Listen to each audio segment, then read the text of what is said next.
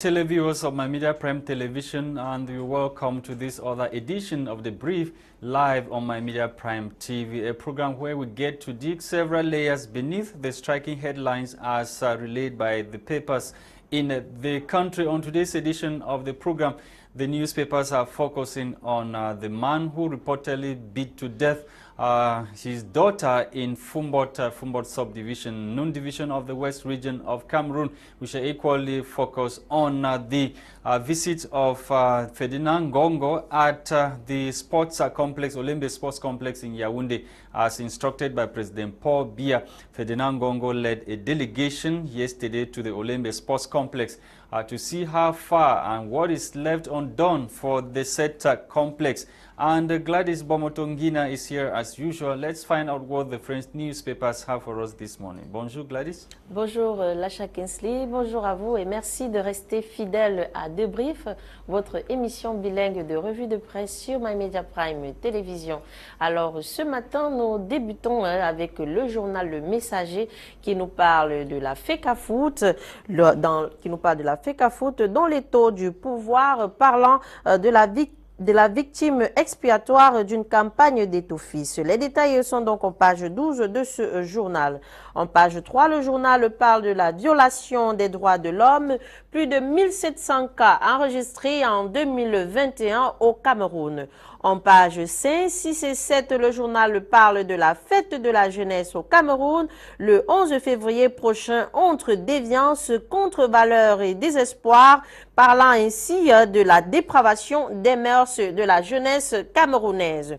Nous continuons ce matin avec le journal Mutation qui parle du plan anti-étau. Le président de la FECAFOOT, mis en dehors à l'ouverture de la CAN, a été réhabilité à la cérémonie de clôture. Les détails sont en page 9 de ce journal. Nous poursuivons ce matin avec le journal L'économie quotidien qui parle des mesures prises pour contenir la propagation de la grippe aviaire dans la région de l'Ouest au Cameroun. Ces 7 mesures ont été rendues publiques par le gouverneur Awa Fonka Augustine. Les détails sont donc en page 3 de ce journal. Nous terminons ce matin avec le journal Repère qui parle de Kamwata et de l'eau au Cameroun. Le syndicat national des employés de l'eau potable dénonce une gestion chaotique de cette entreprise. Les détails sont donc en page 2 de ce journal. Mesdames, Messieurs, c'était tout pour vos titres en langue française. Place à la découverte de ces titres en langue anglaise avec toi, Lasha.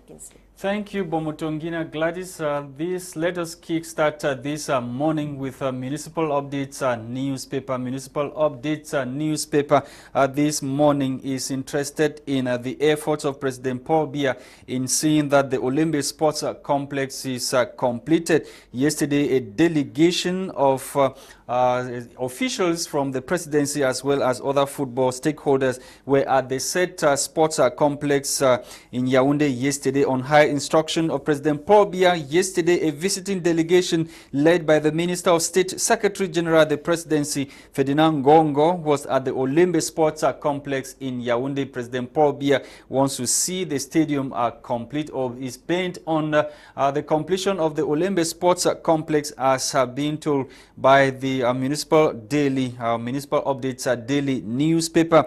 Ahead of Youth Day in the country, municipal update is presenting to us some outstanding young Cameroonians who have been excelling in their respective domains in its series chronicling Outstanding Youths Part 2. Amongst the faces are Honorable Ngala Jeran, Ekema Emmanuel, just to name these few. And on to the Guardian Post newspaper. The Guardian Post this morning to talk about this incident which happened in Ngwa subdivision, Donga Mountain division of the Northwest region, where a soldier allegedly shot a man to death for non-possession of ID card. According to the paper, fear and uncertainty are said to be raging in the village of Gom, Ngwa subdivision, Donga Mountain division, following reports that a soldier is alleged to have shot to death for a man for non-possession of an identity card or national identity card, and the population of the area has been gripped by fear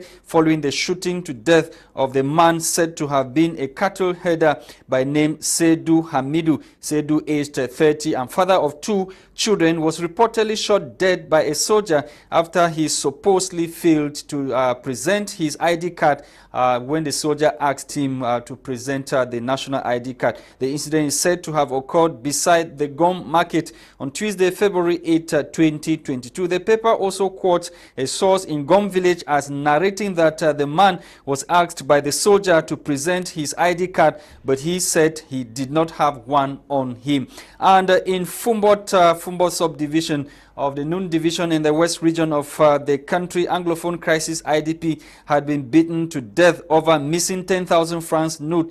And a 42-year-old man, as we are told by the said newspaper, the man called Yeto Pelele, is said to be in security detention in Fumbot subdivision of the Noon division in the west region of Cameroon after he allegedly beat to death his daughter, his 5-year-old daughter, according to what the Guardian Post is telling us, and the IDP, who is from the northwest region of the country, and reports hold that Yeto went nerves high after discovering that part of the 40,000 francs he had given his wife to keep at home could not be accounted for. He is said to have then manhandled the child.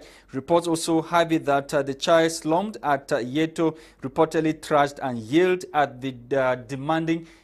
demanding to know the whereabouts of the money that was missing. The Guardian Post is also reporting that Cameroon has been ranked amongst countries not committed to combating modern slavery. The finding is the outcome of the latest global index published by Australian Foundation Walk Free. With a total of 25.4 points, Cameroon is amongst the countries with the lowest points in the set ranking, which evaluates states' responses to fighting modern slavery in their respective countries. Cameroon scored a CC rating category just like China, 27.4 points, Niger 25.9 points, and Gabon 24.2 points, not leaving out Togo with 23.2 points.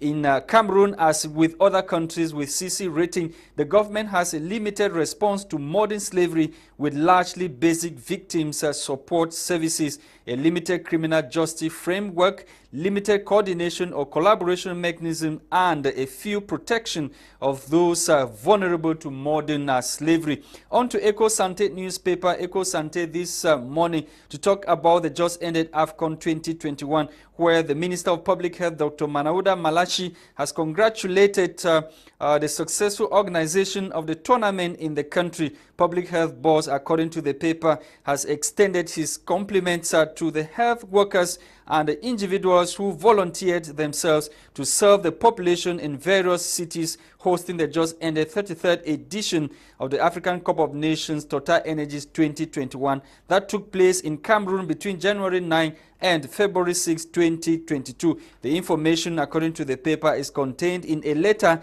signed on Tuesday, February 8, 2022 by Public Health Boss Dr. Manawuda Malachi. We are back in the studio to continue with our discussion while awaiting the arrival of our resource person who is caught up in traffic, our resource person from the PCR and political party. Meantime, we continue with the discussions in the studio. Gwladys, when you read the newspapers this morning, especially this case of a 5-year-old child that has been beaten to death by own father in Fumbot because of missing 10,000 francs notes. What do you have to say? Oui, Lasha Kinsley, ça fait mal de voir à quel point au jour d'aujourd'hui au Cameroun, ça ne va pas. Parce que la première question que je me suis posée, c'est qu'est-ce qu'un enfant de 5 ans fait avec 40 000 francs ou fait avec 10 000 francs?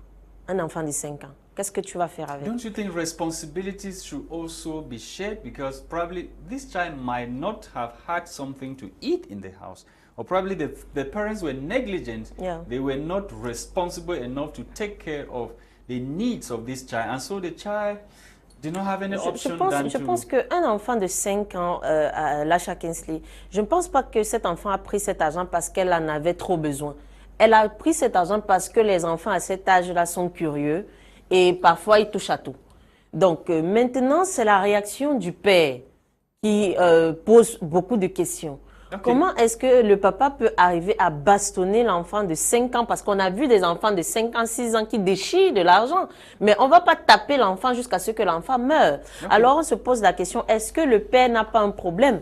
Est-ce que le fait que la conjoncture au Cameroun n'a pas amené peut-être ce père à se comporter d'une manière extrême? Okay. Parce qu'on se rend compte qu'il y a des problèmes sur le plan financier au Cameroun, économiquement, même dans les marchés. Donc du coup, ça devient compliqué.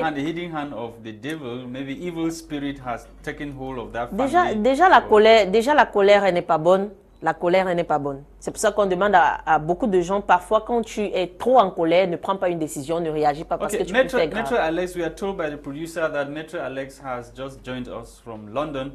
Good morning, Maître Alex, and welcome to the program. My very first question to you is about the delegation, a visiting delegation led by the Minister of State, Secretary General of the Presidency yesterday.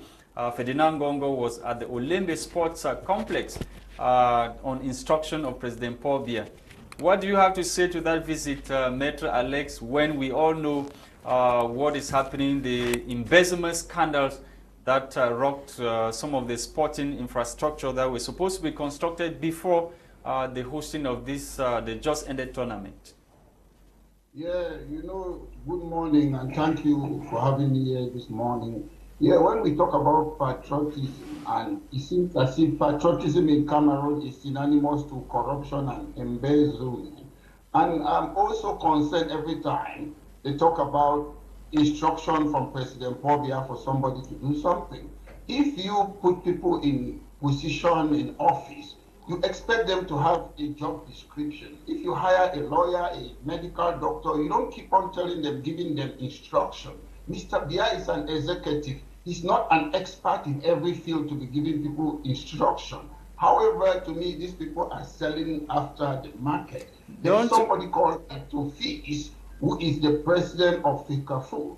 I presume they should leave football for footballers. We have seen how these people are so inspirational. People like Song, Roger Mila, Mboma, and other players.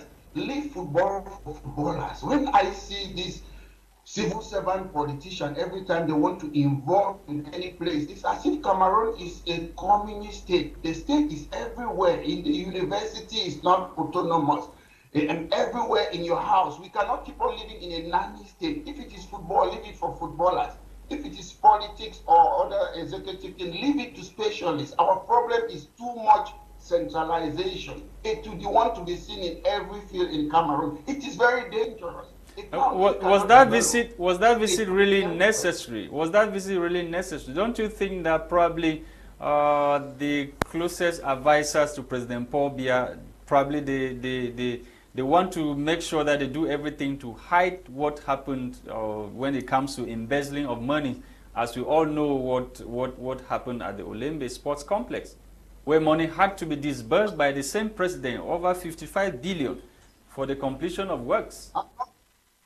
I'm not a fan of speculation, but however, when it comes to embezzlement, we know that we have a country, a government that is full of embezzlers. I'm not the one, I'm not making it up. You know the people who are in prison. It's Mr. Biya who is putting his people like the late Mendoza, Desile, Engo, Ondong, all things. It's the government. So we have a government of embezzlers. I'm not making it up. Sometimes when we talk about patriotism, we should speak the truth. The government is a corrupt government and is not fit for purpose. So whatever is happening now, what Mr. Ngongo is doing, we know they are, sorry, I'll put it in bracket, they are administering what we call, they are criminals. In law, we call something joint enterprise. Joint enterprise means if somebody is going to do something, you pick a phone and call somebody, he goes and steals, you're part of that thing. So the government, they are part of this stealing. So if you select certain people, like Tituseswa Mebara, put them in prison, you, who is responsible to appoint these people, they say in English, the buck stop with you.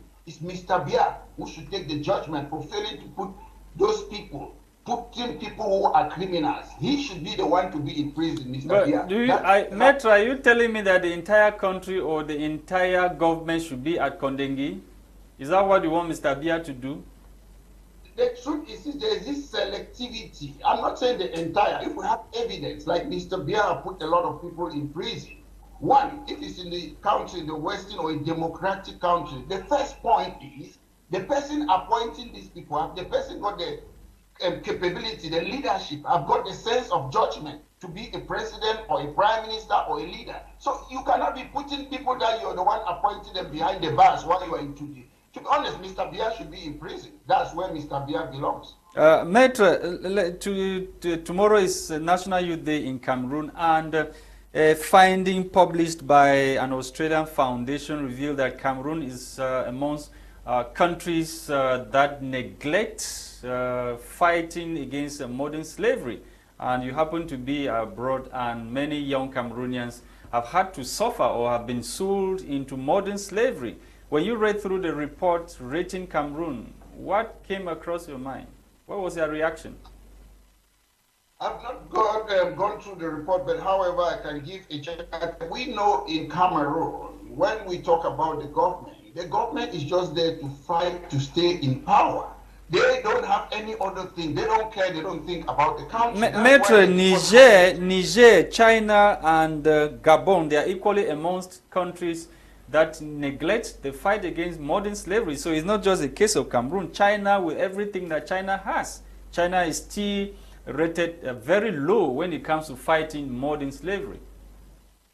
Charity begins at home. I want to concentrate in Cameroon because that's where my heart lies, and that's where I was born, and that's the country that I love. So yes, when we come and sing songs just because we want to praise Mr. Biya or whatsoever, patriotism means you speak the truth. Patriotism means you want to see your country to be the best among the other countries in the world. So it's not about just praising something. I can look at China. There are so many things I can say are very good about China. I'm still fighting to see one thing that is good about my country, Cameroon. I cannot, if you say I should name something that's good, all that comes in my mind is corruption, embezzlement, lack of good governance. Those are the things that comes to my mind.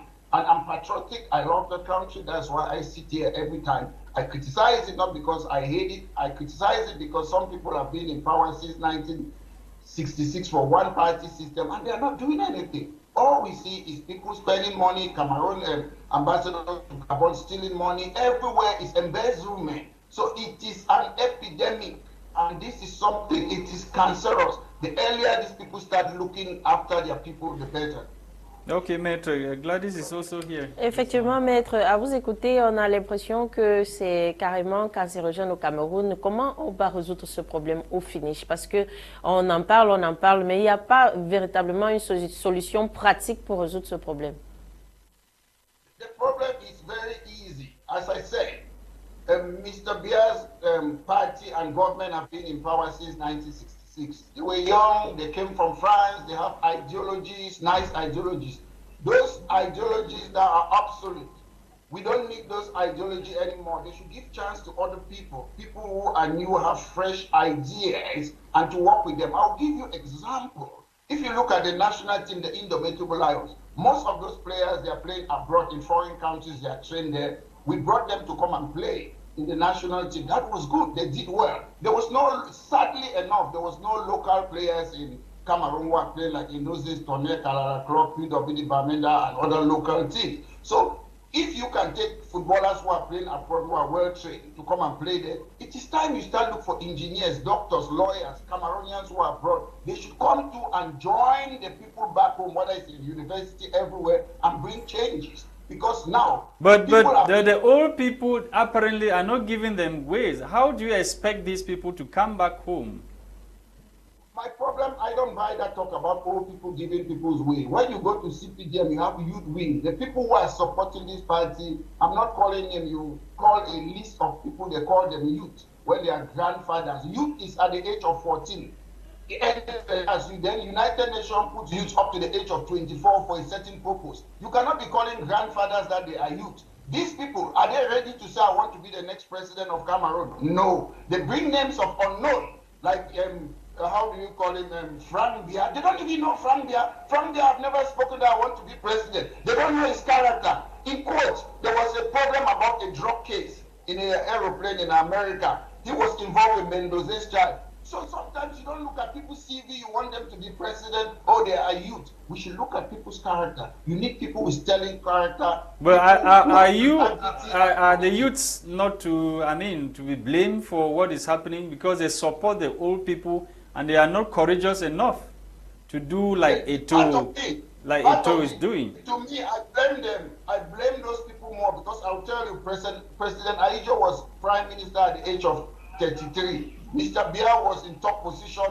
Young Philemon, Achidi Achu, all of them, they were averagely Pamuna, Pafoncha, 29 to 33 when they were in top position. The people sit and keep on waiting that they should give them something. They should start by saying, I want to be the next president of Cameroon. So what is your message? What is your message to the young people in Cameroon today as they go about celebrating the Youth Day, the National Youth Day in Cameroon? My message to them is that don't sit and say somebody will give you power. If you're competent to do something, stand up to say, I can do it. You keep on celebrating Youth Day. Youth is every day. Your life is every day. We all live and we're going to die one day. So if you keep on saying that you're youth, one day you realize that you're 90-year-old and you will still be a youth. Thank you, Maitre Alex Ndive, for taking our time to be with us this morning. It was a pleasure being with you. Thank you to televiewers of My Media Prime Television for being there this morning. It was a pleasure to, and a happy National Youth Day to all the youths out there in Cameroon. Hopefully we'll be with you tomorrow for yet another edition of What the Papers Must Have Gathered in Cameroon. Thank you. Bye-bye.